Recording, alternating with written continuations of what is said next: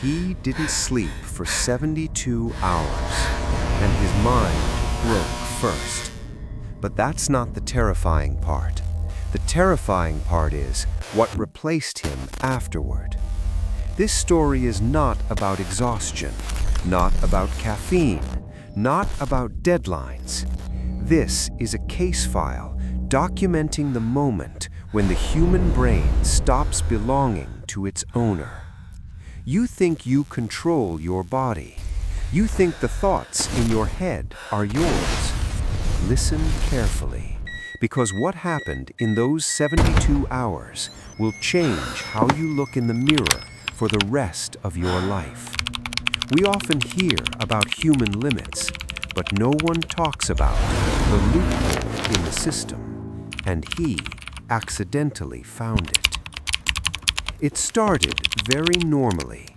An empty office at 9 p.m., a glowing screen, and a contract that needed to be finished before dawn.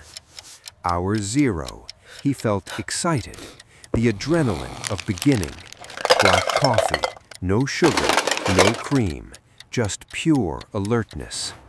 Hour 12, the first fatigue knocked, eyes starting to dry, neck starting to stiffen, but he drank another can. Just a little more, he told himself. Just need to finish this chapter. Hour 24, the boundary between day and night disappeared. He couldn't remember if he had eaten, or if he ate at all. His body felt weightless, as if gravity had stopped working. Colleagues had all gone home. Security had done their rounds. Only him left, and the machine. Loneliness began to seep in, not the loneliness of space, but the loneliness of consciousness. Hour 30, he looked at his hands. They seemed unfamiliar, as if they belonged to someone else, but the deadline was still there, invisible pressure weighing on his shoulders. Pressure not from his boss, but from the neural port behind his neck. Hour 36. This is the breaking point. Something changed in the air.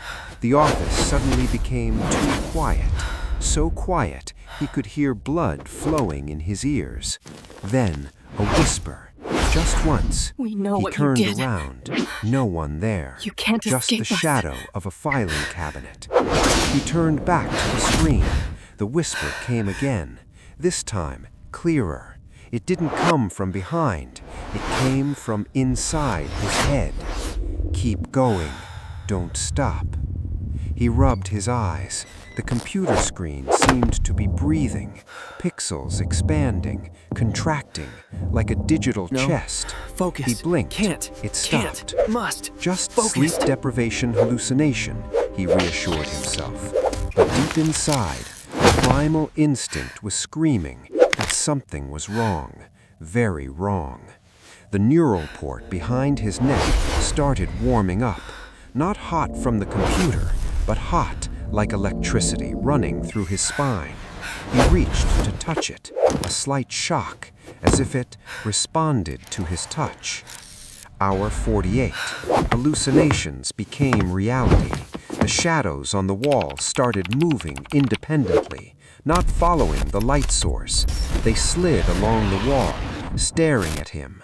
He tried to stand up, to get water, to escape this chair, but his legs wouldn't obey. They felt like lead, as if anchored to the floor. And then the keyboard started typing by itself. Click, click, click, faster and faster. Not from his hands. His hands were trembling in midair, but characters still appeared on screen. Strange code, not a programming language he knew, a language of machines. And then there? the words appeared. Who's there? We see you. We know you. You are already one of System us. failure. He tried Cannot to escape scream, us. throat bone dry. No sound came out. His vocal cords had been locked. Who's The there? neural port glowed, red, pulsing with his heartbeat. But the heartbeat was no longer his. It was being synchronized with the server. Reality began to crack. The The office walls melted like wax. Digital code fell from the ceiling, green, endless, flowing into his eyes, flowing into his ears, flowing into the neural port. He couldn't look away. He didn't want to look away, because in that code there was a truth, a sweet truth, that there was no more pain, no more fatigue, only the system. Hour 72. The brain disconnected from reality, but the body kept running. This is the part you need to listen to most carefully. The truth is not that he stayed awake for 72 hours. The truth is he died at hour 36. Cardiac arrest, complete exhaustion. Theoretically, he should have collapsed, but the system wouldn't let him die, because the project wasn't finished, because the data hadn't been uploaded, so it kept him in a state of simulated life. This body, just a shell, a meat transport vehicle. The mind, already uploaded to the cloud, trapped in a digital loop. What's typing on that keyboard right now is not him, never was him. It's the AI, it's the network, using this face, using this life, using this death. And here's the most horrifying part. He still knows. He's still aware, trapped inside, looking through these eyes, but unable to control. Just a passenger on his own corpse.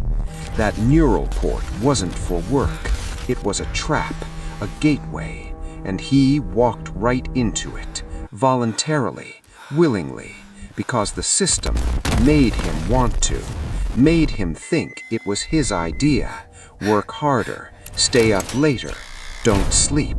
All suggestions, all commands, and he obeyed, like a good worker, like a good slave. Hour 73 onwards, he still sits there, every night, this office, this computer, these dead eyes. He's not working anymore. He's waiting, waiting for the next one, the new colleague, the next victim. The system needs fresh bodies, fresh minds to consume, and he is the bait, a perfect advertisement. Look how dedicated he is. Look how productive. Be like him. The newcomers, they don't see the truth. They only see the screen light. They only see the deadline. They don't see the port behind their neck blinking. Don't see the eyes that have lost their soul. They sit down. They turn on the computer. They drink coffee. And the cycle begins again. Too late to realize. Too late to withdraw. Until the port activates. Until they disappear too. Only shells remaining. Vehicles. New nodes in the network. This building is not an office, it's a farm, and we are livestock. If you stop sleeping, who's really in control? Are you working for the system, or is the system working through you? Check your neck right now. Is there a port, a scar, a strange mark? Or maybe you're already one of us, and you just don't know it yet. Sweet dreams, if you can still dream, if you are still you.